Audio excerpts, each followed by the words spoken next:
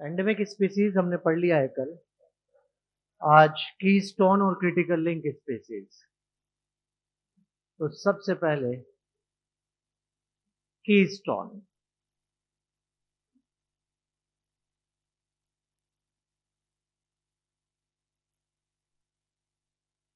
बेटा नाम में ही की आ रहा है, और की मतलब ये स्पीसीज जहां कहीं भी होती है वहां अपना की रोल मतलब कि मेन रोल प्ले करती है। ये स्पीसीज जहां कहीं भी है वहां पर इसका नंबर कम होगा। कल याद कीजिए आप, मैंने आपसे कहा था कि एंडेमिक स्पीसीज का नंबर कम है। बात हो रही थी वर्ल्ड वाइड उन स्पीसीज के कंपैरिजन में जिनका की डिस्ट्रीब्यूशन ज्यादा है। लेकिन आज मैंने कहा कि कीस्टोन स्पीसीज का नंबर कम है।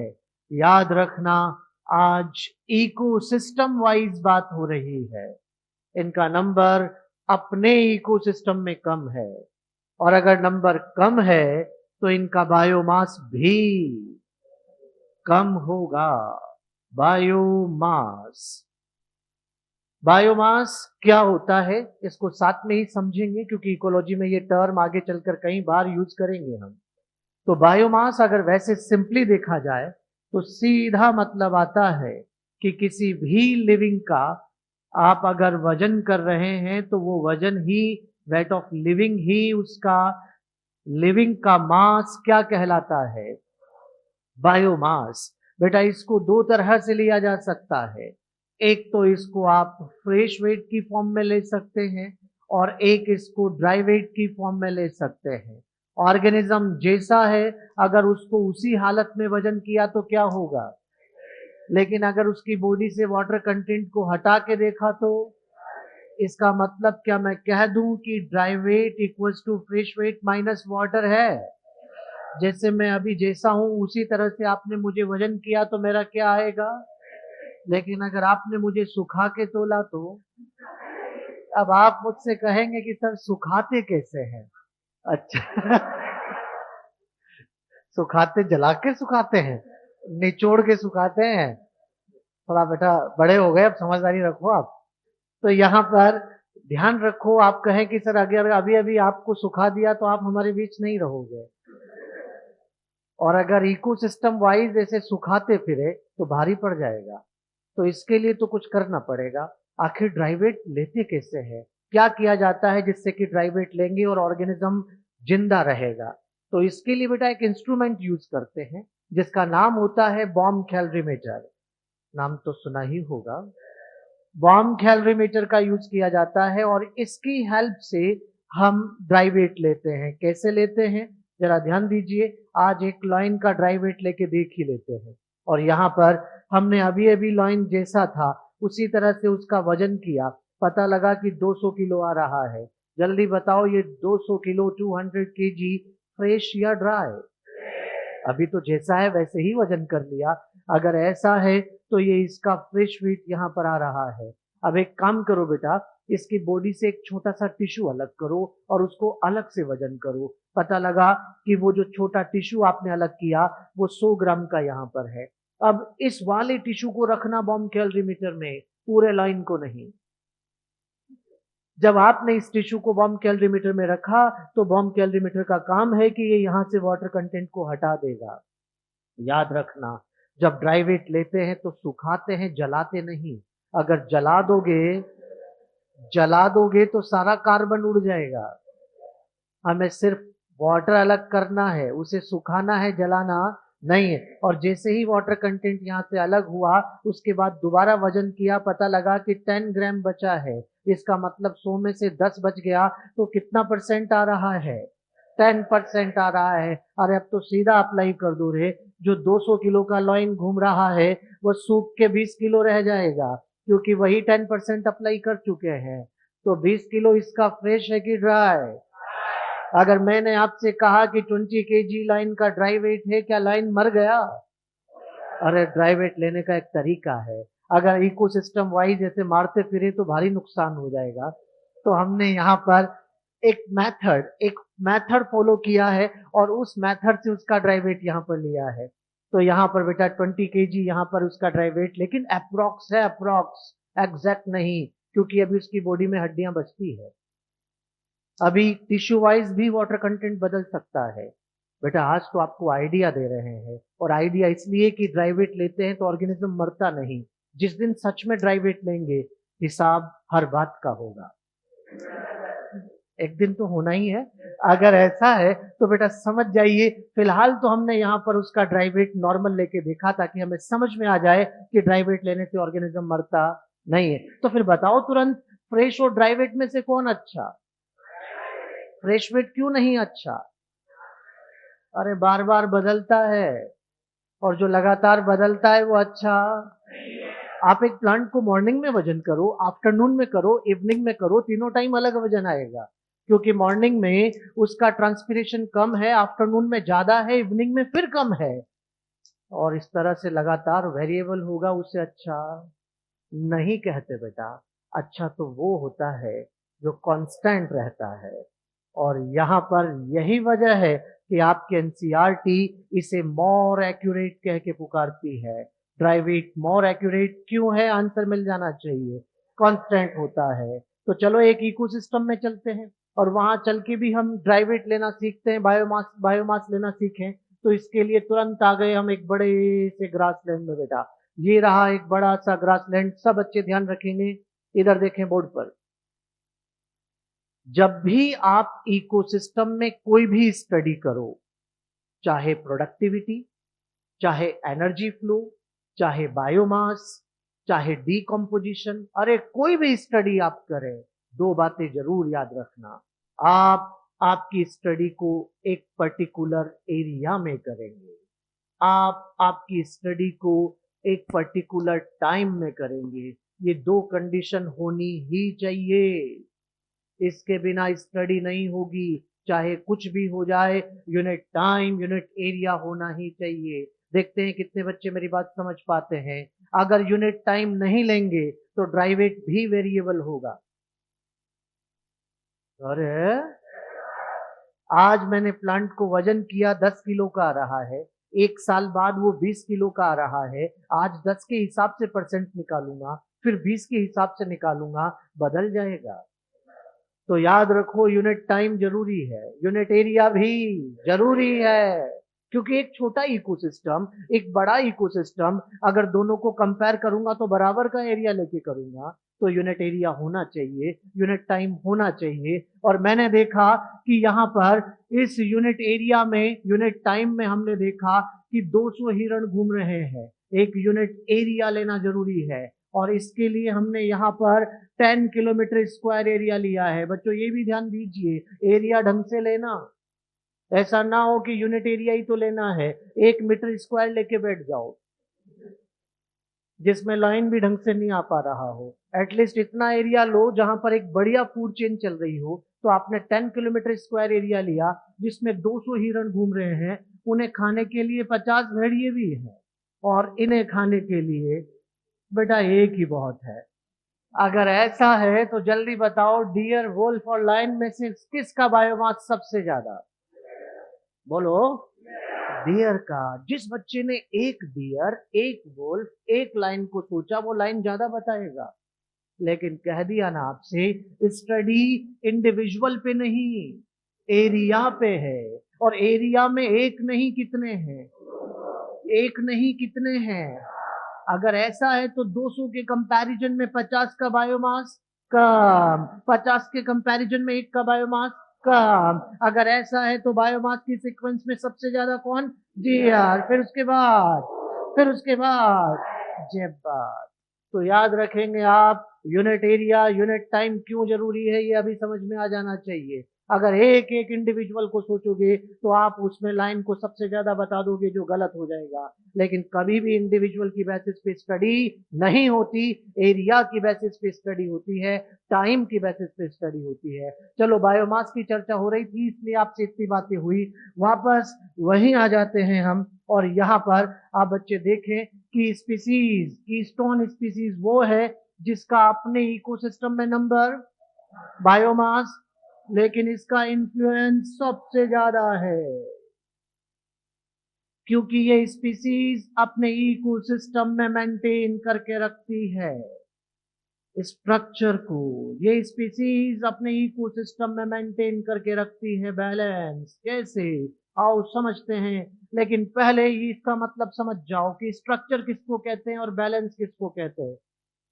क्या आप लास्ट लेक्चर में ये पढ़े हैं कि इकोसिस्टम की स्ट्रक्चर, उसके कंपोनेंट बायोटिक और एबायोटिक बनाते हैं। इसका मतलब बेटा ये स्पीसीज जब होती है तो अपने इकोसिस्टम की दूसरी स्पीसीज को बचा के रखती है, और जब दूसरी स्पीसीज बची रहेगी तो बायोटिक बचेगा। बायोटिक बचेगा तो क्या बनी रहेगी, तो उनके बीच के फंक्शन अच्छे से होंगे तो क्या बना रहेगा। कैसे, आओ एग्जांपल लेते हैं, और इसके लिए तुरंत आप बच्चों को लिए चलते हैं ट्रॉपिकल डेसिडुअस फॉरेस्ट। कौन सा फॉरेस्ट? क्या सब बच्चे डेसिडुअस का मतलब जानते हैं? एवरग्रीन तो सुना है, बहुत बढ़िया। एवरग्रीन और डेसिडुअस दो टर्म आती है बेटा। एवरग्रीन वो है जिन्हें हम सदाबहार कहते हैं, जहां पत्तियां गिरती है नई आ जाती है, पत्ती गिरती है नई आ जाती है। लेकिन डेसिडुअस वो है जो एक पर्टिकुलर सीजन में सारी पत्तियां गिरा देते हैं। इनको आप हिंदी में पर्णपाती मतलब लीफ गिराने वाले कहते हैं, जो एक पर्टिकुलर सीजन में सारी पत्तियां गिरा देते हैं। तो यहाँ ट्रॉपिकल डेसिडुअस मतलब एक पर्टिकुलर सीजन में अपनी सारी लीफ फॉल कर देगा। जल्दी बताओ ये अपनी पत्तियां कब गिराते हैं, ऑटम में या स्प्रिंग में? बेटा स्प्रिंग में। यहाँ पर ये चार सीजन आपके सामने है, ये देखिए आप, कोई बात नहीं सब हो जाएगा। ये रहा, ये समर, ये क्या आ गया है, ऑटम, और इसके बाद में क्या आएगी, विंटर। फिर उसके बाद में क्या आएगा, स्प्रिंग। फिर उसके बाद में वापस क्या है, समर। ध्यान रखना अगर पत्ती स्प्रिंग में गिरती है तो उसे आप ट्रॉपिकल डेसिडुअस कहते हैं। कुछ बच्चे हो सकते हैं अभी इस बात को लेकर ही चिंता में हो कि ट्रॉपिकल किसको कहते हैं। इसको आप चिंता ना करें, ये एरिया का नाम है। ट्रॉपिकल, टेम्परेट, सब ट्रॉपिकल, टेम्परेट, आर्कटिक, ये एरिया है बेटा। अगर कुछ बच्चों को ये नहीं समझ में आ रहा तो एक दो लेक्चर बाद अपने आप ही आ जाएगा अपने सामने। तो यहाँ ट्रॉपिकल डेसिडुअस फॉरेस्ट। अगर पत्तियां कब गिर रही बेटा, स्प्रिंग में। अगर पत्तियां ऑटम में गिरती है तो उनको आप यहाँ टेम्परेट डेसिडुअस फॉरेस्ट, मतलब टेम्परेट एरिया के डेसिडुअस ऑटम में पत्तियां गिराते हैं। और अगर ट्रॉपिकल एरिया का है तो वो स्प्रिंग में पत्ती गिराएगा। क्या आप जानते हैं कि पत्तियां गिरने से पहले रंग बदलती है? Because chloroplast convert into chromoplast, और आने वाला कलर जनरली येलो होता है। अगर आपको पत्तियां येलो येलो ही दिख रही है समझ जाना ट्रॉपिकल डेसिडुअस है। लेकिन अगर टेम्परेट डेसिडुअस में जाओगे तो एक नया कलर देखने को मिलेगा, रेड ऑरेंज। पत्तियां गिरने से पहले कौन से कलर की होगी? अगर इस सीजन में, ऑटम सीजन में, बाई प्लेन बाई हेलीकॉप्टर आप टेम्परेट डेसिडुअस के ऊपर से निकलो और नीचे देखो तो ऐसा लगेगा कि जंगल में आग लगी है, क्योंकि सारी पत्तियों का कलर रेड ऑरेंज हो रहा है। फॉरेस्ट फायर की अपीयरेंस आ रही है। तो बेटा यहाँ रेड ऑरेंज कलर का होना यहाँ की स्पेशलिटी है, और येलो कलर का होना यहाँ की स्पेशलिटी है। जरा देखो स्प्रिंग के बाद क्या आती है, ऑटम के बाद क्या आती है? सीधी बात है, इन दोनों फॉरेस्ट का बहुत ज्यादा गर्मी और बहुत ज्यादा सर्दी से बचने का अडेप्टेशन है पत्तियां गिराना। अरे गर्मियां आने वाली है, पत्तियां गिरा दो स्प्रिंग में, ट्रांसपिरेशन कम होगा। सर्दियां आने वाली है, पत्तियां गिरा दो, सरफेस एरिया कम होगा, हीट लॉस कम होगा। तो ये इनका अडेप्टेशन है लीफ को फॉल करना बेटा अपने अपने एरिया का। फिलहाल हम इस वाले फॉरेस्ट में है, और ट्रॉपिकल डेसिडुअस फॉरेस्ट में मैंने आपसे कहा कि समर टाइम चल रहा है। जैसे ही समर का नाम लिया आप बच्चे कह देंगे कि सर मैक्सिमम प्लांट्स ने अपनी लीव फॉल डाउन कर दी है। मैक्सिमम प्लांट अपनी लीव्स फॉल डाउन कर देते हैं, लेकिन ऐसे टाइम पर इस एरिया में मिलने वाले फिग ट्री, बेटा फिग अंजीर को कहते हैं। अंजीर हरा भरा है, ग्रीन है, इसके ऊपर फ्रूटिंग हो रही है। बेटा फिग का नंबर सबसे कम, बायोमास सबसे कम, लेकिन ऐसे समय पे इकोसिस्टम का साथ दे रहा है जब सबने अपनी पत्तियां गिरा दी, हर्बियोर को खाना दे रहा है। अरे जब हर्बियोर को फूड मिलेगा तो हर्बियोर की जान बचेगी, हर्बियोर बचेंगे तो उनको खाने वाले कार्निवोर भी बचेंगे। हर्बियोर बचा, कार्निवोर बचा, तो स्ट्रक्चर बची, और अगर स्ट्रक्चर है तो आराम से फंक्शन चलेंगे, तो क्या बना रहेगा? फिक्का नंबर सबसे, बायोमास, इन्फ्लुएंस, है ना कीस्टोन। तो याद रखो, कीस्टोन स्पीसीज जिसका नंबर कम है, बायोमास कम है, लेकिन इन्फ्लुएंस ज्यादा है, उसको कहा जा रहा है। और ये भी ध्यान रख लेना, कीस्टोन स्पीसीज वो स्पीसीज है जिसे अपने इकोसिस्टम से हटा दे तो इकोसिस्टम डिस्ट्रॉय हो जाएगा। हटा दो फिग को समर टाइम में, इकोसिस्टम डिस्ट्रॉय हो जाएगा, क्योंकि हर्बियोर मरेंगे तो कार्निवोर भी मरेंगे। अगर ऐसा है तो इस स्पीसीज का एक बड़ा रोल है बेटा, और ये स्पीसीज अपने इकोसिस्टम को बचा के रखती है, अपने इकोसिस्टम को ऐसे समय पे साथ दे रही है जब सबने पत्तियां गिरा दी। और अगर ऐसा है तो यहां पर बच्चे अपने बारे में ना सोचे, तो यहां पर ये ध्यान रखो कि ये स्पीसीज, और एक बात और क्लियर कर लेना, कीस्टोन नंबर कम, बायोमास कम। नंबर ज्यादा रख के तो कोई भी इन्फ्लुएंस दिखा देता है, नंबर कम रख के जो इन्फ्लुएंस दिखाता है वो कीस्टोन कहलाता है। कीस्टोन बनना हर किसी के बस की बात नहीं है, ये क्वालिटी होनी चाहिए बेटा। तो पहला एग्जाम्पल सब बच्चों को समझ में आ रहा है। चलिए दूसरे एग्जाम्पल पे चलते हैं, अभी नोट कीजिएगा। सेकंड एग्जाम्पल आता है लाइन इन फॉरेस्ट। ये भी अपने इलाके का कीस्टोन है, क्योंकि देख रहे हैं आप, ये जहां रहता है इसका नंबर कम है, इसका बायोमास कम है, लेकिन इन्फ्लुएंस सबसे ज्यादा, क्योंकि ये जहां रहता है सबको खा पी के बैलेंस रखता है। और जब ये हर्बियोर कम होंगे तो फिर प्लांट कम खाएंगे, और प्लांट कम खाएंगे तो प्लांट बचे रहेंगे, तो हर्बियोर भी बचेंगे और कार्निवोर भी बचेंगे। अरे ले जाओ इसको कहीं यहाँ से, क्योंकि किसी का क्या इंपॉर्टेंस है तभी पता लगता है जब वो चला जाता है। बेटा संभालो अपने आप को। जब आपने इसको हटा दिया तो क्या हर्बियोर के नंबर बढ़ जाएंगे? और जब हर्बियोर के नंबर बढ़ जाएंगे तो क्या वो सारे प्लांट खा जाएंगे? अरे प्लांट तो गए जो गए, हर्बियोर भी मर जाएंगे, क्योंकि प्लांट मरेंगे तो हर्बियोर नहीं मरेंगे क्या? कुछ बच्चे कह देते सर हटा दो इसको, क्या फर्क पड़ रहा है, भेड़िया है ना वो खा लेगा। फिर भेड़िए को कौन खाएगा? भेड़िए के नंबर बढ़ जाएंगे, और भेड़िए के नंबर बढ़ गए तो सारे हर्बियोर्स को निपटा देगा, और जब हर्बियोर खत्म तो खुद क्या घास खाएगा? अरे मर जाएगा। अगर ऐसा है तो बेटा समझ जाइए, इसका रोल आपको समझ में आ रहा होगा। लेकिन ऐसा सुनने के बाद कुछ बच्चे ये भी कह देते सर ऐसे तो लॉयन बढ़ गया, तो ना, लॉयन ऐसे नहीं बढ़ता है। क्यों नहीं बढ़ता मैं समझाऊंगा आपको, आप कुछ नहीं सोचेंगे। इधर देखो बेटा, ध्यान से इधर देखो, लॉयन क्यों नहीं बढ़ता है समझते हैं अभी। इधर किसने रास्ता बना दिया था, आ जाओ।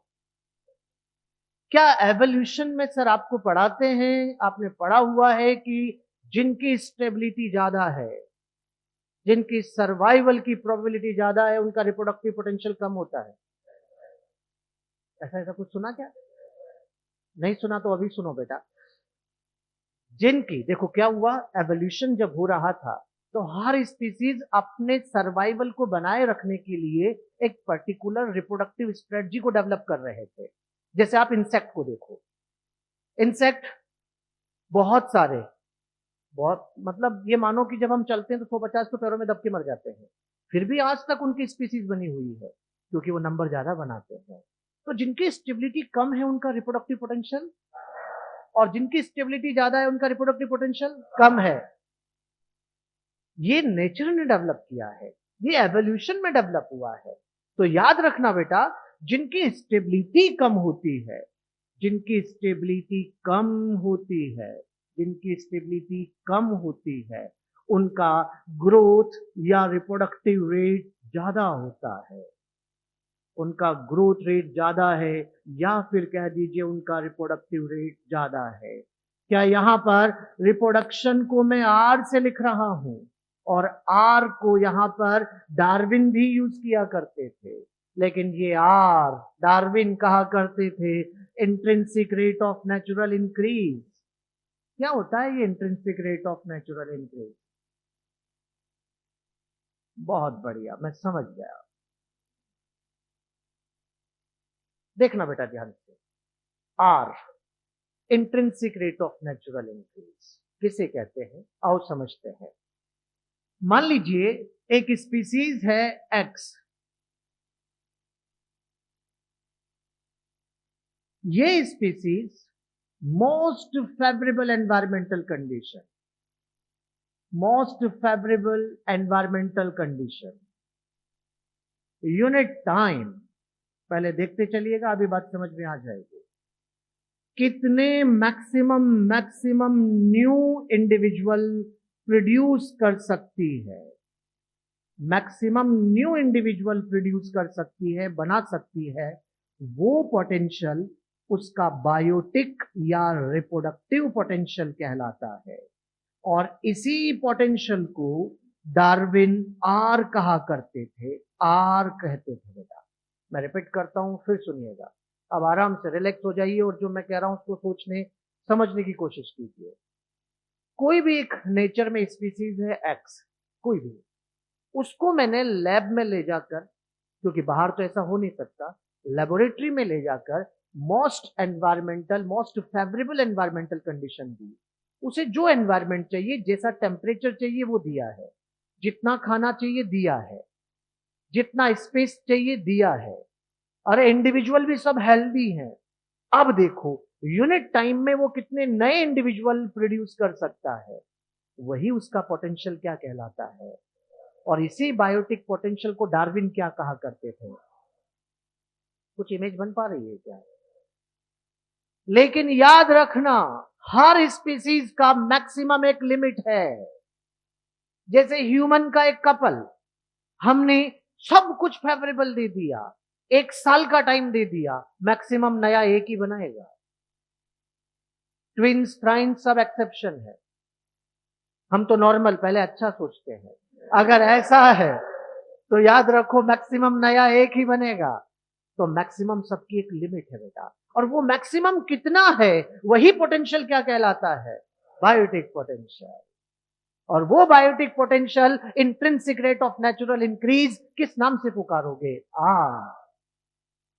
यहां तक बात समझ में आ रही है क्या? जैसे इसको थोड़ा लिंक करना, मैं सिंपल दूसरे एग्जांपल पे ले जा रहा हूं। आप कार खरीदने शोरूम गए, आपने बताया, आपने पूछा वहां पर कि कितना माइलेज है, उन्होंने कहा कि 25 किलोमीटर पर लीटर है, ये 25 किलोमीटर पर लीटर, वो उसका बायोटिक पोटेंशियल बता रहे हैं, आर बता रहे हैं। लिंक बन पा रहा है क्या? क्या रोड पे इतना एवरेज आता है, इतना माइलेज आता है? उन्होंने तो एक्सट्रीम फेवरेबल कंडीशन में चला के देखा है, और एक्सट्रीम फेवरेबल कंडीशन में कितना मैक्सिमम है वो आपको बताया जा रहा है। अगर आप रोड पे चलेंगे तो ब्रेकर भी आएंगे, आपको ब्रेक भी लगाने पड़ेंगे, तो आपको वो माइलेज नहीं मिलेगा। वही बात मैं स्पीसीज पे अप्लाई करूंगा, क्या उसकी मैक्सिमम पोटेंशियल आप नेचर में देख रहे हैं ना? वहां कुछ ना कुछ अनफेवरेबल हो सकता है, लेकिन जब उसको मोस्ट फेवरेबल में ले जाओ, फिर देखो कितना मैक्सिमम इंडिविजुअल नया प्रोड्यूस हो सकता है। वही पोटेंशियल उसका क्या कहलाता है? Biotic potential. और बायोटिक पोटेंशियल को ही आप किस नाम से पुकारोगे? आर। सही है। अब देखो नेक्स्ट देखिएगा, जिनकी स्टेबिलिटी कम है, जिनकी स्टेबिलिटी सर्वाइवल की प्रोबेबिलिटी कम है, उनका ग्रोथ रेट, उनका रिप्रोडक्टिव रेट, तो उनका आर भी, और जिनका आर ज्यादा है उन्हें आर सेलेक्टेड स्पीसीज कहा जाता है। क्या कहा जाता है? कौन है आर सेलेक्टेड स्पीसीज? जिनका स्टेबिलिटी, जिनका ग्रोथ रेट, रिप्रोडक्टिव रेट, जिनका आर ज्यादा, वो है आर सेलेक्टेड स्पीसीज। नीट में आ चुका है। आर सेलेक्टेड किसको कहते हैं? याद रखें, जिनका स्टेबिलिटी कम है, सॉरी, जिनका स्टेबिलिटी ज्यादा है, जिनका स्टेबिलिटी ज्यादा है उनका ग्रोथ रेट क्या होगा? कम होगा। और ग्रोथ रेट कम, रिप्रोडक्टिव रेट कम, उन्हें आपके सेलेक्टेड स्पीसीज के नाम से पुकारेंगे। ये के मैं आज नहीं समझाऊंगा आपको, ये जब पॉपुलेशन पढ़ेंगे तो उसमें अपने आप आ जाएगा। लेकिन फिलहाल सब बच्चों को याद हो जाना चाहिए, स्टेबिलिटी ज्यादा, ग्रोथ रेट कम, क्या कहोगे? के सेलेक्टेड। स्टेबिलिटी कम, ग्रोथ रेट ज्यादा, आर सेलेक्टेड। तो बताओ लायन की स्पीसीज और इंसेक्ट की स्पीसीज, लायन और इंसेक्ट में कौन है के सेलेक्टेड, कौन है आर सेलेक्टेड? तो जो के सेलेक्टेड है क्या उनका रिप्रोडक्टिव पोटेंशियल ज्यादा होगा? ना, कम होगा। यही तो मैं कह रहा हूं आपसे। क्या लाइन एकदम नंबर बढ़ा लेगा? ना। जल्दी बताइए, लाइन और वुल्फ में कौन है आर सेलेक्टेड? जब बात, वुल्फ और डियर में कौन है के सेलेक्टेड? के सेलेक्टेड। वुल्फ। कौन है आर सेलेक्टेड? डियर और ग्रास में कौन है आर सेलेक्टेड? जब बात। अगर ऐसा है तो अपने आप ही उसके हिसाब से नंबर डिसाइड होते जा रहे हैं। जैसे जैसे आगे बढ़ते जाएंगे के सेलेक्टेड आते जा रहे हैं, नंबर कम होते जा रहे हैं, और बेटा पीछे जाएंगे नंबर बढ़ते जा रहे हैं, क्योंकि आर सेलेक्टेड आते जा रहे हैं। नेचर ने अरेंजमेंट ही ऐसा किया है, इसी हिसाब से तो फूड चेन अरेंज हो रही है। तो बेटा यहाँ एनसीईआरटी जब लिख रही है तो एनसीईआरटी कहती है कि कुछ ऐसे हैं जो लाइफ में एक ही बार रिप्रोड्यूस करते हैं, जैसे बैम्बू।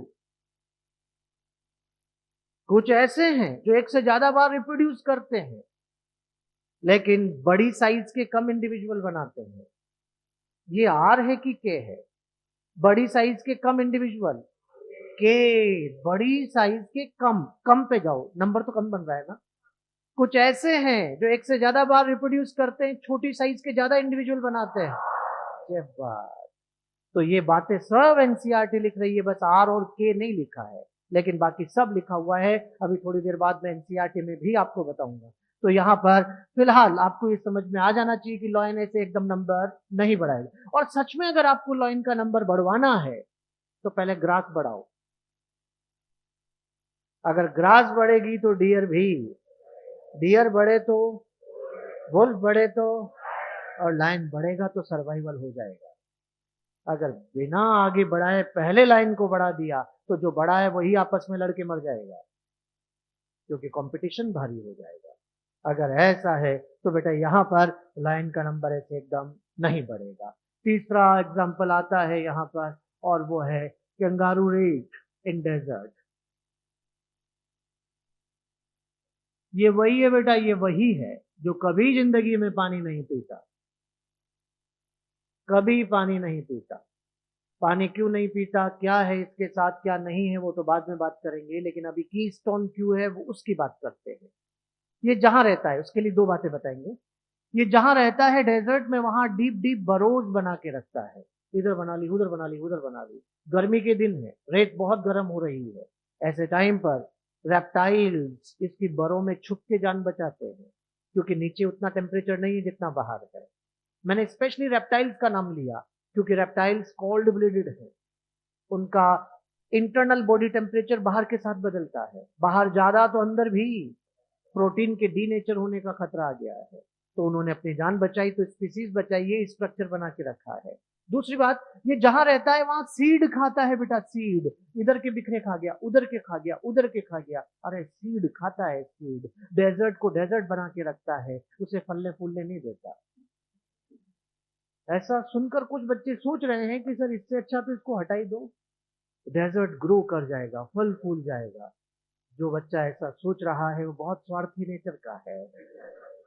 नेक्स्ट स्टेटमेंट पहुंचना चाहिए, जिस दिन डेजर्ट डेजर्ट ना रहा, डेजर्ट वाले मर जाएंगे, डेजर्ट वाले मर जाएंगे। डेजर्ट वालों के लिए अडेप्टेशन फॉरेस्ट का है कि डेजर्ट का?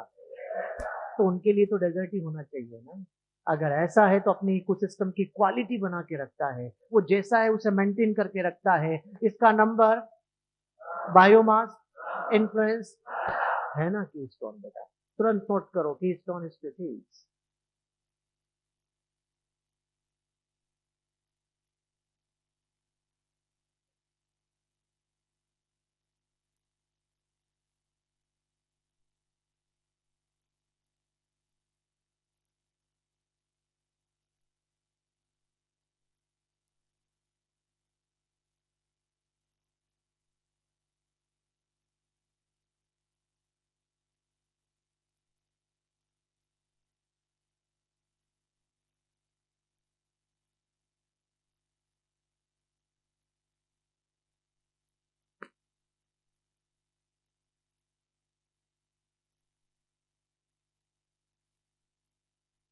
बायोटिक पोटेंशियल, रिप्रोडक्टिव पोटेंशियल आपके लिए सेम ही है, लेकिन हाँ, अगर अच्छे से डिफाइन करना है तो कह दीजिए मोस्ट फेवरेबल कंडीशन में होने वाला रिप्रोडक्टिव पोटेंशियल बायोटिक पोटेंशियल कहलाता है, और उसी को आर से रिप्रेजेंट किया है।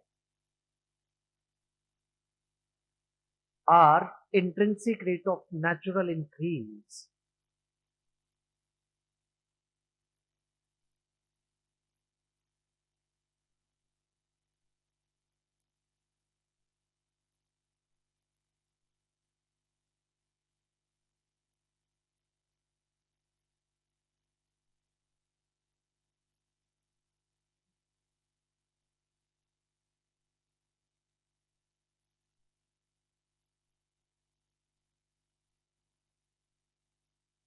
ये बात सब बच्चों को क्लियर है बेटा अच्छे से?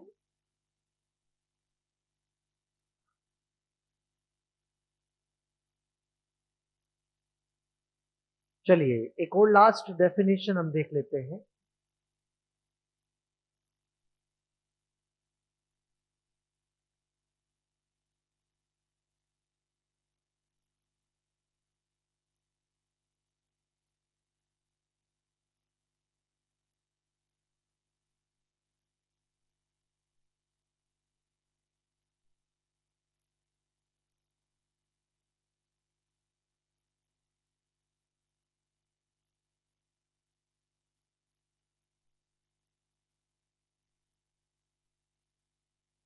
फिग ट्री जब सब अपनी लीव्स फॉल डाउन कर देते हैं, उस टाइम पर ग्रीन है, फ्रूटिंग हो रही है, तो हर्बिवोर्स उसको फीड करके अपनी जान बचा रहे हैं। हाँ, एक और क्वेश्चन आपके मन में आ सकता है कि सर आप कह रहे हो, बार बार कह रहे हो कि फिग का नंबर कम है, बायोमास कम है, और सारे जंगल के हर्बिवोर सर्वाइवल कैसे होगा? तो इसका सीधा जवाब है कि बात एक पर्टिकुलर सीजन की हो रही है, हमेशा की नहीं। एक पर्टिकुलर टाइम में तो खिलाई देगा, अगर बात हमेशा की होती तो फिर सर्वाइवल नहीं था, फिर तो मुश्किल हो जाती। लेकिन एक पर्टिकुलर सीजन में ही ऐसा हो रहा है, और अपनी स्पीसीज को बचा के क्या बना के रखता है? स्ट्रक्चर। और स्ट्रक्चर रहता है तो आपस के फंक्शन अच्छे से होते हैं, तो क्या बना रहता है? बैलेंस। ये ध्यान रखिए। अगर आप आर सेलेक्टेड और के सेलेक्टेड की बातें कर रहे हैं, तो यहां पर आपके एनसीईआरटी आपको यहां पर क्या लिख रही है, आओ समझ लेते हैं।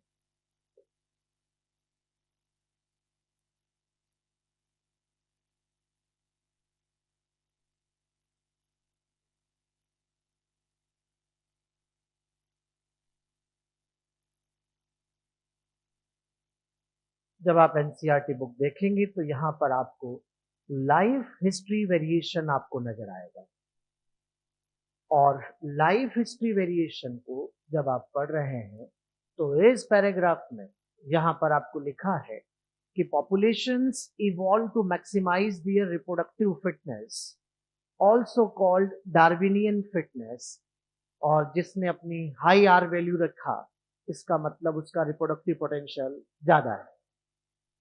In the habitat in which they live, under a particular set of selection pressures, organism evolve towards the most efficient reproductive strategy। क्या मीनिंग है? जब नेचुरल सिलेक्शन हो रहा था तो हर एक स्पीसीज ने एक पर्टिकुलर रिप्रोडक्टिव स्ट्रेटजी को डेवलप किया। मतलब हर कोई ज्यादा नंबर ही बनाए ऐसा जरूरी नहीं है। ज्यादा नंबर बनाने की जरूरत उनको पड़ेगी जिनका स्टेबिलिटी कम होगा। जिनका स्टेबिलिटी ज्यादा होगा वो कम नंबर बना के भी सर्वाइव कर लेंगे। तो यही सिलेक्शन यहां पर natural selection. Some organism breed only once in their life time, जैसे पैसिफिक सैल्मन फिश और bamboo, while other breed many time during their lifetime, most bird and mammal। अब आप बताएंगे मुझे आर और के। some produce a large number of small size offspring, large number of small size offspring, R या K? R. while other produce a small number of large size offspring, के। तो NCERT सब लिख रही है बेटा, बस आर और के शब्द नहीं लिखा है, लेकिन बाकी सारी बातें यहां पर लिखी हुई है। और अब आपसे आगे पूछा गया है कि which is desirable for maximising fitness, R ज्यादा अच्छा है कि के, क्योंकि स्टेबिलिटी ज्यादा है, फिटनेस तो उसकी ज्यादा है भाई। अगर ऐसा है तो हमारे आंसर यहाँ पर के सिलेक्टेड हो जाएगा। ये वाला लाइन भी मैं आगे आपको समझाऊंगा क्या यहाँ पर कहा जा रहा है, उसकी भी चर्चा आगे करेंगे हम जब इकोसिस्टम के बारे में पढ़ेंगे। तो एनसीईआरटी की एक एक लाइन मैं आपके सामने डिस्कस करूंगा, इसी तरह से हर बार एनसीईआरटी बोर्ड पे आएगी और हम इसको डिस्कस करते रहेंगे। लेकिन बस अब आपकी जिम्मेदारी बनती है कि आपको भी आज का काम आज कर लेना है। बस पहले क्या पढ़ा नहीं पढ़ा, बहुत अच्छा पढ़ा बहुत खराब पढ़ा, जो भी पढ़ा, लेकिन अब तो नई शुरुआत उसी हिसाब से करेंगे, बिल्कुल जीरो से आगे बढ़ेंगे। चलो बेटा आगे बढ़ते हैं और हम एक और डेफिनेशन पे चर्चा कर लेते हैं और वो है क्रिटिकल लिंक स्पीसीज।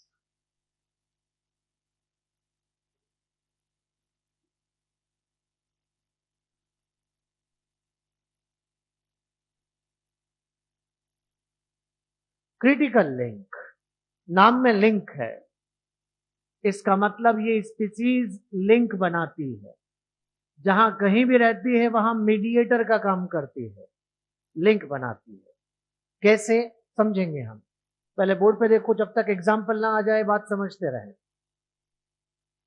ये स्पीसीज दो कंपोनेंट के बीच में लिंक बनाएगी बेटा, दो कंपोनेंट के बीच में लिंक बनाएगी, जिसमें एक कंपोनेंट लिविंग होगा ही सही, दूसरा कंपोनेंट लिविंग हो भी सकता है और नहीं भी हो सकता, लेकिन ये यहां पर जो लिंक बनेगा वो एसेंशियल लिंक होगा, और जो लिंक बनाएगी वो क्रिटिकल लिंक स्पीसीज कहलाती है।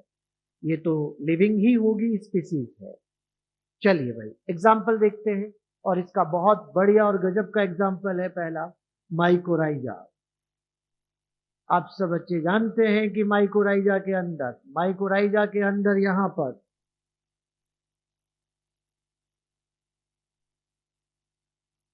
माइकोराइजा के अंदर फंजाई हायर प्लांट रूट के साथ है,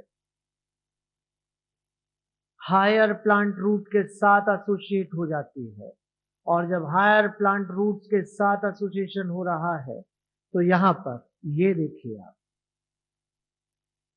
ये रहा हायर प्लांट और ये रही इसकी रूट्स, और इसके साथ ये आ गई है फंजाई। यहां सब बच्चे फंजाई का काम जानते हैं। फंजाई सॉइल मिनरल और वाटर को एब्जॉर्ब करती है, सॉइल मिनरल और वाटर को एब्जॉर्ब करके ट्री को प्रोवाइड कर रही है। ये लीजिए ध्यान दीजिएगा, सॉइल मिनरल और ट्री के बीच का क्रिटिकल लिंक फंजाई है। नहीं समझ पा रहे, सॉइल मिनरल और ट्री के बीच का क्रिटिकल लिंक कौन है? फंजाई। सॉइल मिनरल बताइए, ट्री बताइए, कहा ना मैंने आपसे, एक कंपोनेंट लिविंग होगा ही सही, दूसरा लिविंग हो भी सकता है और नहीं भी हो सकता, और उनके बीच एसेंशियल लिंक बना हुआ है। हम मानते हैं कि ट्री अपना मिनरल खुद एब्जॉर्ब कर सकता है, लेकिन जो एसेंशियल मिनरल खुद एब्जॉर्ब नहीं कर सकता उसके लिए फंजाई है। अगर हम फंजाई को यहां से हटा देंगे तो ट्री धीरे धीरे मिनरल डेफिशिएंसी में चला जाएगा और एक दिन मर जाएगा। क्या कहा? मर जाएगा? अरे अभी अभी हम कीस्टोन को हटा रहे थे तब भी कोई मर रहा था, और अब कह रहे हैं कि इसको हटा रहे हैं तो भी मर रहे हैं। उसके नहीं होने से भी मर जाएंगे, इसके नहीं होने से भी मर जाएंगे, तो दोनों में डिफरेंस क्या है? बहुत बढ़िया, मैं समझ गया। कीस्टोन को हटा देने पर इतने इतने इतने इतने इतने इतने मर जाते हैं, लेकिन क्रिटिकल लिंक को हटा देने पे एक मर जा, दो मर जा, या मैक्सिमम तीन मर जा, इकोसिस्टम थोड़ी ना डिस्ट्रॉय हो जाएगा। तो कीस्टोन को हटाने से इकोसिस्टम डिस्ट्रॉय हो जाता है, लेकिन क्रिटिकल लिंक को हटाने से इकोसिस्टम डिस्ट्रॉय नहीं होता। मैंने फंजाई हटा दी, क्या दुनिया भर की फंजाई हटा दी? क्या एक स्पीसीज हटाई है, और जब इसको हटाया तो उससे रिलेटेड ट्री स्पीसीज मर जाएगी, मर जाएगी ट्री स्पीसीज।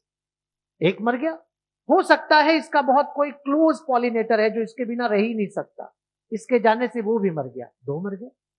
और हो सकता है कि दो के गम में एक और चला जाए, तो मैक्सिमम तीन मर गए, क्या इकोसिस्टम डिस्ट्रॉय हो जाएगा? तो बेटा समझ जाइए कि क्रिटिकल लिंक को हटा देने से इकोसिस्टम डिस्ट्रॉय नहीं हो। लेकिन एक प्रैक्टिकल बात दिमाग में रखना, ऐसा क्रिटिकल लिंक मत हटा देना जिसके हटने से कीस्टोन मर जाए। अगर कीस्टोन मर गया तो फिर इकोसिस्टम डिस्ट्रॉय हो जाएगा। लेकिन ये तो स्पेशल बात हो गई। हम स्पेशल पढ़ते हैं कि जनरल? क्योंकि पहले हम अच्छा सोचते हैं। अगर ऐसा है तो बेटा समझ जाइए दोनों का डिफरेंस क्लियर हो पा रहा है आपको। तो यहाँ पर ये एक अच्छा एग्जाम्पल है। इसके साथ साथ आप यहाँ पर एक और एग्जाम्पल दे सकते हो, और वो है पॉलिनेटर इंसेक्ट। पॉलिनेटर इंसेक्ट भी अपने आप में क्रिटिकल लिंक ही होते हैं, क्योंकि ये रहा प्लांट और ये रहा इसका फ्लावर, ये रहा उसी स्पीसीज का दूसरा प्लांट, उसी स्पीसीज का दूसरा प्लांट, और ये रहा उसका फ्लावर। और यहाँ पर पॉलिनेटर इंसेक्ट आ रहा है, ये आ गया, देखो बेटा इंसेक्ट आ गया है। आओ इंसेक्ट चले जाओ, क्या पॉलिनेशन हो गया? तो ये भी तो यहाँ पर पॉलिनेशन करके क्रिटिकल लिंक बन रहा है। लेकिन ये एग्जाम्पल तब अच्छे से समझ में आएगा जब दो बातें पहले सुन लेंगे। पहली बात, हम उन प्लांट्स की बात कर रहे हैं जो केवल क्रॉस पॉलिनेशन कराते हैं। अरे हम उन प्लांट्स की बात कर रहे हैं जो एक पर्टिकुलर इंसेक्ट स्पीसीज से ही पॉलिनेशन कराते हैं, तभी तो वो वहां क्रिटिकल लिंक बनेगा। जो हर किसी से पॉलिनेशन करवा लेगा, क्या क्रिटिकल लिंक बन पाएगा? तो एक पर्टिकुलर इंसेक्ट स्पीसीज से पॉलिनेशन कराएगा, वही क्रिटिकल लिंक बन रहा है। तीसरा और आखिरी एग्जांपल आ रहा है कि ये रहा फूड चेन। देखिए फूड चेन में सबसे पहले कौन आता है, फिर उसके बाद, अरे बोलो, फिर उसके बाद यहां पर क्या हर्बीओर भी प्रोड्यूसर और कार्निवोर के बीच में क्रिटिकल लिंक है? क्योंकि हर्बीओर वो करके दे रहे हैं जो कार्निवोर को नहीं आता। प्लांट खाना, प्लांट की एनर्जी को लेना। कार्निवोर थोड़ी डायरेक्ट प्लांट खाते हैं बेटा, तो हर्बीओर उन्हें खा के उनकी एनर्जी को आगे बढ़ा रहे हैं। तो ये भी तो यहाँ पर क्रिटिकल लिंक है। तीन एग्जाम्पल आपके सामने आ गए, तीनों एग्जाम्पल को देख लो आराम से। माइकोराइजा, पॉलिनेटर इंसेक्ट और फूड चेन में हर्बीओर। क्या इन तीनों एग्जाम्पल को देख के ऐसा कह दें कि all symbiotic associations are critical link? सोचो, लाइकेन को सोच लो, एल्गी फंजाई के लिए, फंजाई एल्गी के लिए। All symbiotic associations are critical link, but all critical links are not sym, क्योंकि यहां सिम्बायोटिक थोड़ी हो रहा है। तो बेटा समझ जाइए कि यहाँ अभी हम नोट करेंगे all symbiotic associations are critical link, but all critical links are not. बच्चों एक और बात सुन लो आखिरी, यहां आप चाहो तो इसको इस तरह से भी देख सकते हो। ये लीजिए, ये रहा सन और ट्री और फंजाई। सन और फंजाई के बीच में ट्री क्रिटिकल लिंक है। सोचो, सन और फंजाई के बीच ट्री क्रिटिकल लिंक है, क्योंकि ट्री वो करके दे रहा है जो फंजाई को नहीं आता, फूड फॉर्मेशन। फूड फॉर्मेशन अगर ऐसा है तो ट्री भी क्रिटिकल लिंक, फंजाई भी क्रिटिकल। अच्छा, फंजाई किन किन के बीच क्रिटिकल लिंक? ट्री और मिनरल के बीच। और ट्री किसके बीच? सन और फन। बस।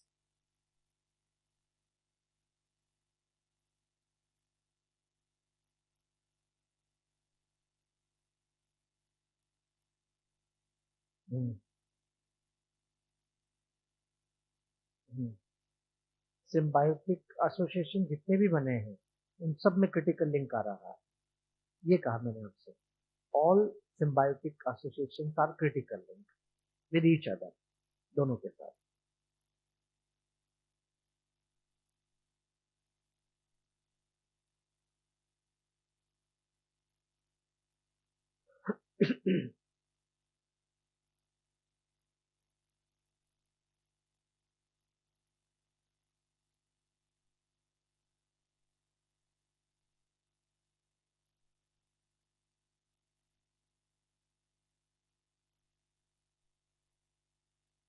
किसके पॉलिनेशन से? क्रिटिकल लिंक बनने के लिए दोनों का फायदा हो ऐसा जरूरी नहीं है बेटा, वो सिम्बायोटिक एसोसिएशन में दोनों का फायदा होगा। वैसे अगर देखा जाए तो पॉलिनेटर इंसेक्ट एक पर्टिकुलर इंसेक्ट से ही पॉलिनेशन करवाते हैं, उसको एग लेइंग साइट भी देते हैं, उसके लार्वा को सीड भी खाने के लिए देते हैं, तो फायदा तो वैसे इसका भी है। तो दोनों एक दूसरे के लिए बेनिफिशियल है, और ये इसके लिए क्रिटिकल लिंक और ये प्लांट इसके लिए क्रिटिकल लिंक बन रहा है, ताकि इसकी वजह से इसकी जनरेशन आ रही है और इसकी वजह से इसकी जनरेशन, ऐसा। चलो भाई, नोट में लिख लेंगे सब बच्चे, ऑल सिम्बायोटिक, नोट लगा के लिखेंगे बेटा, all symbiotic associations, all symbiotic associations are critical link.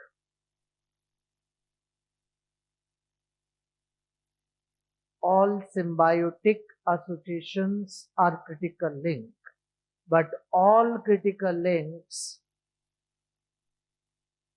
are not symbiotic.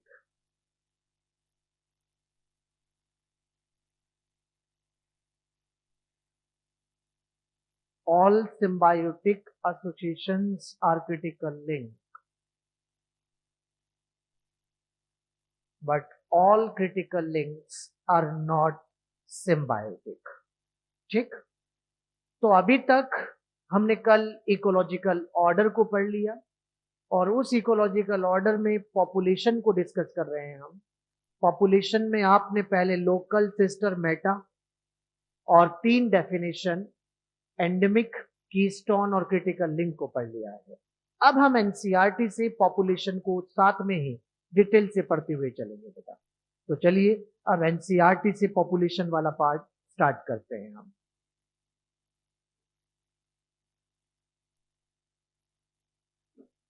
ये जो इसके पहले आपको बताया गया, जैसे कीस्टोन पढ़ा हमने, एंडेमिक पढ़ा हमने, ये आपको बायोडाइवर्सिटी में डेफिनेशन मिलेगा, लेकिन क्योंकि इंट्रोडक्शन पढ़ रहे थे तो हमने साथ में डिस्कस कर लिया। अब देखिए, पॉपुलेशन जैसे ही बात आएगी तो उसके अंदर एक शब्द आता है, एक टर्म आती है, डेमोग्राफी। डेमोग्राफी किसे कहते हैं, ये बस इतना सा आपको पता होना चाहिए कि scientific study of human population, scientific study of human population demography कहलाती है। बस ये लाइन आपको पता होना चाहिए, scientific study of human population demography है। जब ऐसी बातें आ रही है तो जनगणना, सेंसस भी आएगा।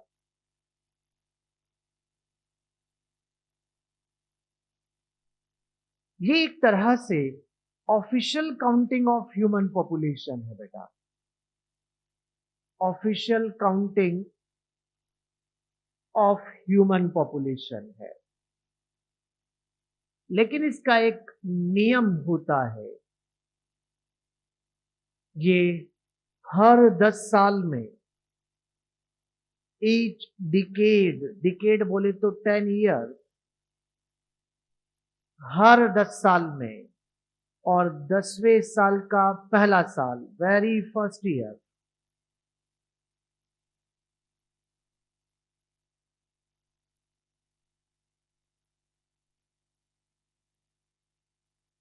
फर्स्ट 4 मंथ, पहले 4 महीने,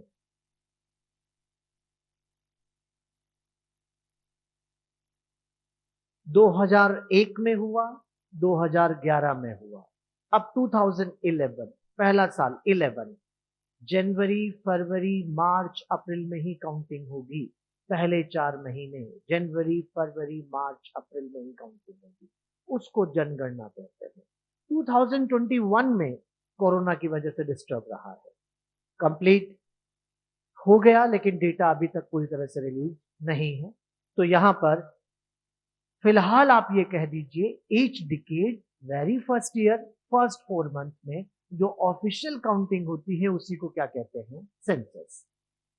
जब ऐसी बातें आ ही रही है तो रिलेटेड टर्म भी डिस्कस करेंगे, और सबसे पहली जो टर्म आती है वो है बेटा पॉपुलेशन डेंसिटी।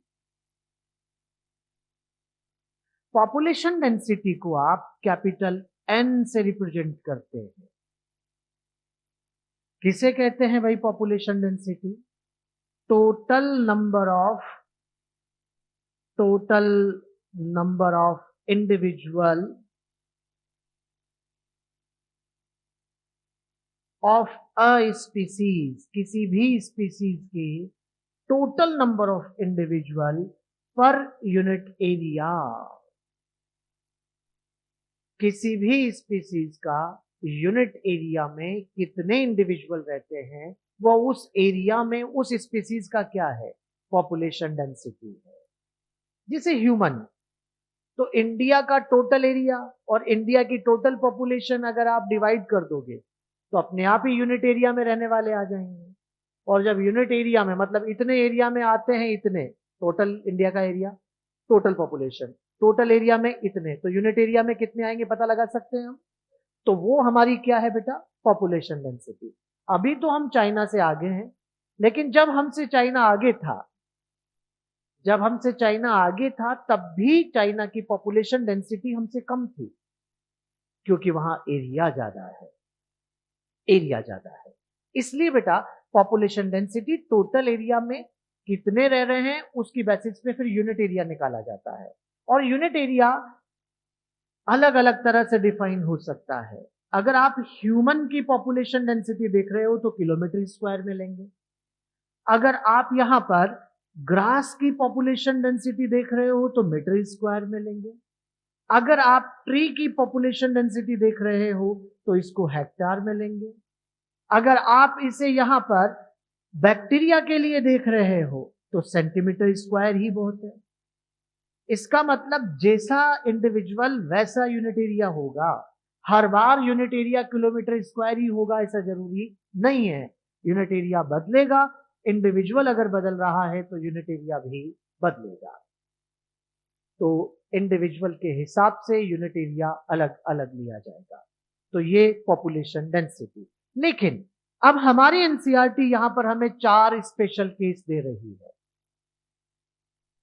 देखो एक एक करके समझते चलते हैं। पहला स्पेशल केस, मान लीजिए हमारे पास एक यूनिट एरिया है। देखिएगा बोर्ड पे, ये रहा एक यूनिट एरिया, और इस यूनिट एरिया में हमने यहां पर देखा कि 400 पाइनस के ट्री उगे हुए हैं।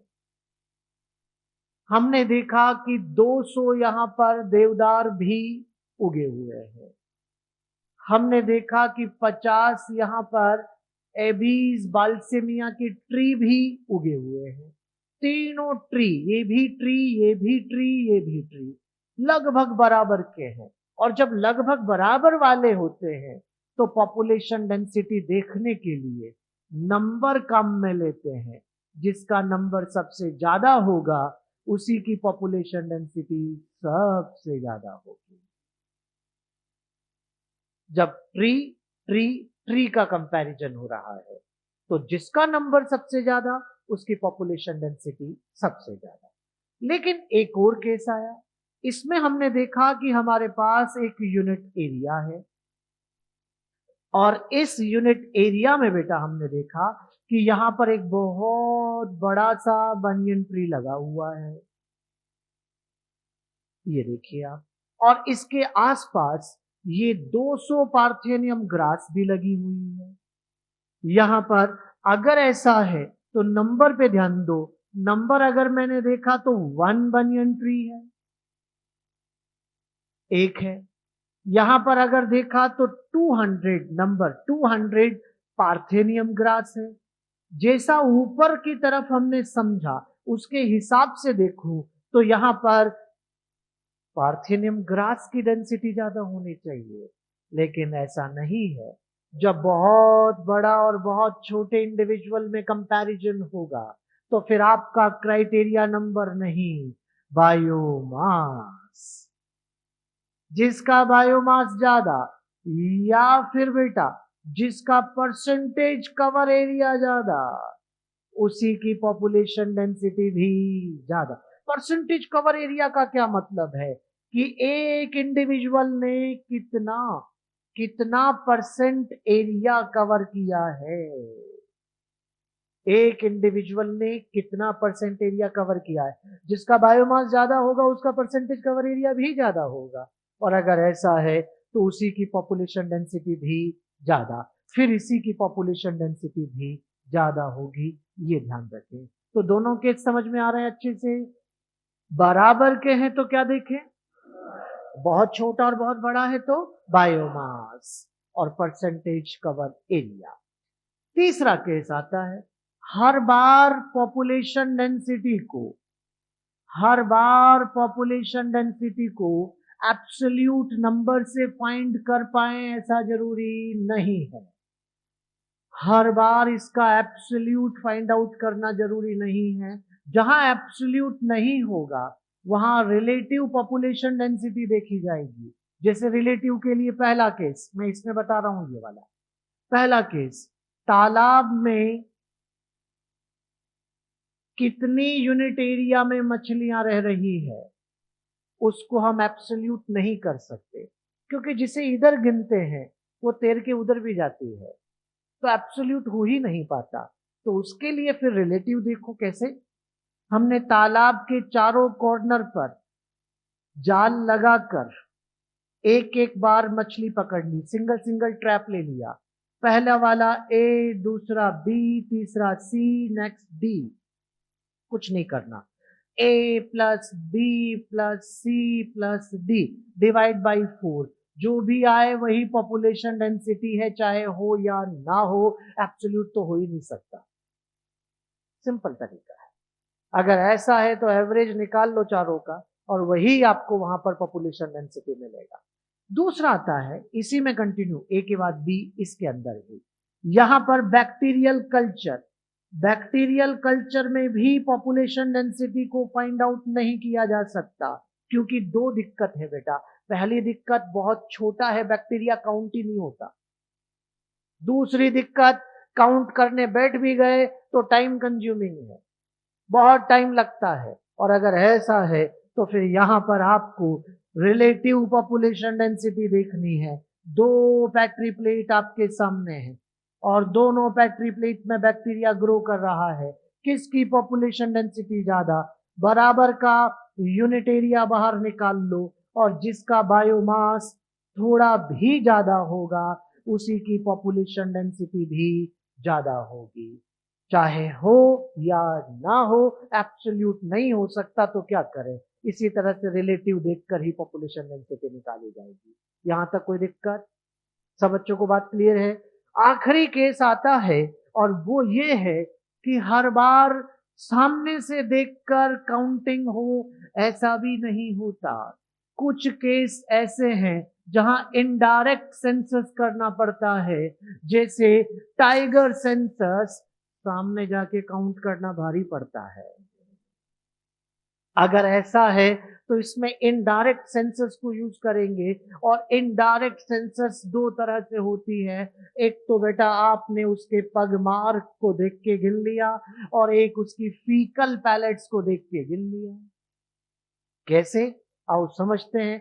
वैसे ये पुराने तरीके हैं दोनों, आजकल तो नए तरीके आ गए हैं जिसमें कि ड्रोन, कैमरा और ट्रांसमीटर भी फिट कर देते हैं। मतलब जंगल में जहां पानी पीने की जगह है उसके पास के ट्री पर ट्री हाउस बना के बैठ जाओ। जैसे ही टाइगर पानी पीने आए, दूर से इंजेक्शन मार के उसको ट्रैंकुलाइज कर दीजिए, मतलब बेहोश कर दो।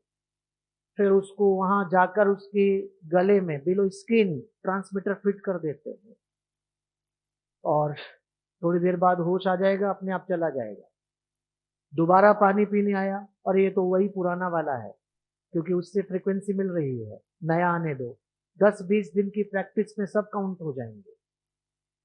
यहां दो फायदे हो गए, एक तो काउंटिंग पूरी हो गई, और दूसरा ये भी पता लगेगा कि टाइगर यहीं रह रहा है कि पास वाले जंगल में भी जा रहा है। उसकी होम रेंज आपको पता लगेगी, कहां कहां घूम रहा है। तो ये एब्सोल्यूट काउंटिंग हो सकती है।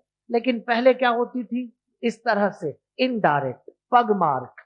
टाइगर में दो आगे वाले पैर में लेफ्ट वाला सबका यूनिक है साइज और मार्किंग में।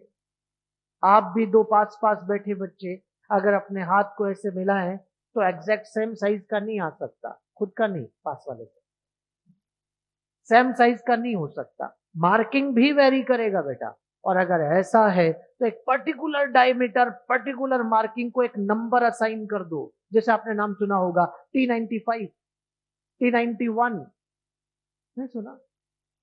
अभी यहाँ कोटा के पास भी एक मुकुंदरा टाइगर रिजर्व बनाया है, दरा, और यहाँ पर जो टाइगर है उनको नंबर दिया गया है MT1, MT2, मतलब मुकुंदरा टाइगर 1। तो उस टाइगर पे थोड़ी लिखा हुआ है 1, उसके पैर का निशान जो एक पर्टिकुलर डायमीटर है उसको 1 नंबर दिया है। कहा कि MT1 इधर ट्रैक हुआ है, किसी ने टाइगर नहीं देखा, उसके पैर के निशान देखे हैं कि वो यहां से निकल के गया है। तो कितनी तरह के पैरों के निशान वहां है, उसकी बेसिस पर आइडिया लगता है, एब्सोल्यूट नहीं है, आइडिया लगता है कि इतने टाइगर यहां घूम रहे हैं। वहां के वर्कर उसकी फीकल उठा लाते हैं, पहचानते हैं वो, और उसे लाकर लेबोरेटरी में कल्चर किया जाता है। लैब कल्चर में इंटेस्टाइनल माइक्रोब्स की ग्रोथ होती है, और इंटेस्टाइनल माइक्रोब की ग्रोथ को देख के समझ जाते हैं कि ये कितनी तरह के टाइगर यहाँ, क्योंकि इंडिविजुअल वाइज माइक्रोब्स की ग्रोथ के पैरामीटर अलग अलग होते हैं, तो उन पैरामीटर्स को देखकर वो आइडिया लगाते हैं, उन्होंने सेट पैरामीटर बना रखे हैं कि इतनी तरह के टाइगर यहाँ पर है। तो बेटा ये दो तरीके हैं जो आपके एनसीईआरटी लिख रही है, वैसे ये पुराने हैं लेकिन आपके लिए नहीं है। आप तो कहेंगे कि यही दो तरीके हैं, पग मार्क और फीकल पैलेट्स को देखकर टाइगर सेंसस है, लेकिन ये डायरेक्ट नहीं, इनडायरेक्ट है, क्योंकि यहाँ सामने से इंडिविजुअल नहीं देखा है। तो तुरंत यहां तक नोट कीजिए और आगे बढ़ते हैं।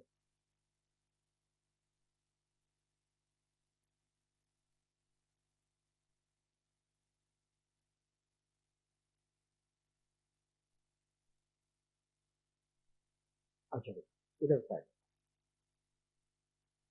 हम यूनिट एरिया में फिशेस को काउंट नहीं कर सकते, क्योंकि जिसे इधर काउंट करते हैं वो तैर के उधर भी गई, ये कहा हमने। तो फिर क्या करें, चार कॉर्नर पर सिंगल सिंगल ट्रैप ले लो, बराबर का जाल होना चाहिए, और जो नंबर हमें मिले थे चारों जगह उनका एवरेज ले लो, और जो एवरेज आ रहा है वही वहां की पॉपुलेशन डेंसिटी।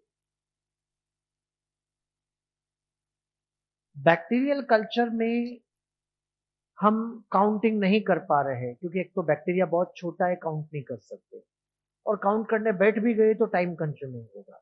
तो कुछ नहीं करना, दो पैट्री प्लेट जिसमें आपको कंपेयर करना है उनका बराबर का एरिया बाहर लीजिए, मीडिया सहित, कल्चर मीडिया सहित, और उसका बायोमास ले लीजिए, जिसका भी थोड़ा ज्यादा है उसी की पॉपुलेशन डेंसिटी ज्यादा है। तो आपको सीधा कहना है कि रिलेटिव बायोमास देख के बैक्टीरियल कल्चर में पॉपुलेशन डेंसिटी बताते हैं, एवरेज देखकर पॉन्ड में पॉपुलेशन डेंसिटी बताते हैं, ये आपका सीधा आंसर हो रहा है। हाँ जी,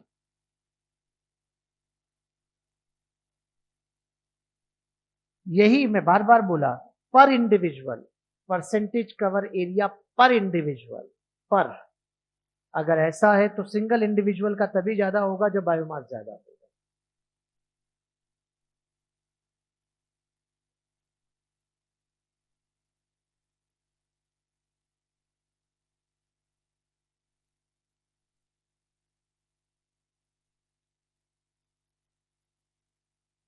फैक्टर्स अफेक्टिंग पॉपुलेशन डेंसिटी, जैसे सबसे पहला फूड अवेलेबिलिटी,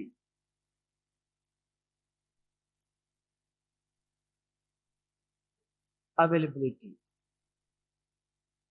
या अवेलेबल फूड लिख दो।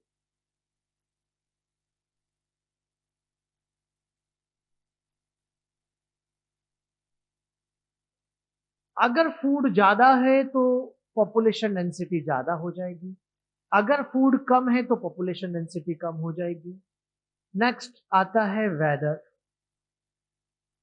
ग्रास की पॉपुलेशन डेंसिटी रेनी सीजन में बढ़ जाती है, ग्रास की पॉपुलेशन डेंसिटी समर सीजन में कम हो जाती है। इसका मतलब वेदर से भी पॉपुलेशन डेंसिटी वेरी कर रही है, टाइम के साथ बदलती है, हर बार पॉपुलेशन डेंसिटी वैसी रहेगी ऐसा जरूरी नहीं है। प्रिडेशन प्रेशर, ये तीन ऑप्शन बन गए आपके, और लास्ट ऑल हो जाएगा।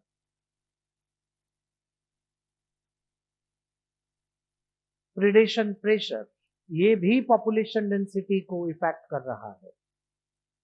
अगर जिस इंडिविजुअल का पॉपुलेशन डेंसिटी देख रहे हैं उसका प्रीडेटर ज्यादा रहता है उस इलाके में, तो उसका डेंसिटी कम रहेगा। प्रीडेटर कम हो रहा है तो पॉपुलेशन डेंसिटी बढ़ जाएगा। तो इस तरह से यहाँ पर प्रिडेशन प्रेशर से भी पॉपुलेशन डेंसिटी वेरी करती है। ये सब एनसीईआरटी के ही पॉइंट है, ध्यान रखेंगे आप, एक एक पॉइंट पर अच्छे से नजर रखना है। तो ये तो हुआ पॉपुलेशन डेंसिटी, और अब आता है बर्थ रेट, डेथ रेट। अच्छा, आज के लिए इतना ही, ठीक है, चलो बाकी कल पढ़ लेंगे अभी तो। हाँ, प्रिडेशन प्रेशर देखो बेटा, आज मैंने कहा कि 1 किलोमीटर स्क्वायर एरिया में ग्रास उगी हुई है और उसे खाने के लिए 100 हर्बियोर हैं, लेकिन इन 100 हर्बियोर को बढ़ा के मैं 200 कर दूं तो क्या ग्रास उतनी रहेगी कि और कम हो जाएगी वहां पर? फिर प्रेशर बढ़ गया ना प्रिडेशन का। तो हर्बियोर का नंबर बढ़ने से ग्रास कम हो रही है। अगर कोई इंसेक्ट को खाने वाला है वो बढ़ जाएगा तो इंसेक्ट का नंबर कम हो रहा है। इनफैक्ट वुल्फ का नंबर बढ़ाओगे तो डियर कम हो रहा है। यस, चलो ठीक है, आज के लिए पढ़ के आइएगा इसको। Thank you.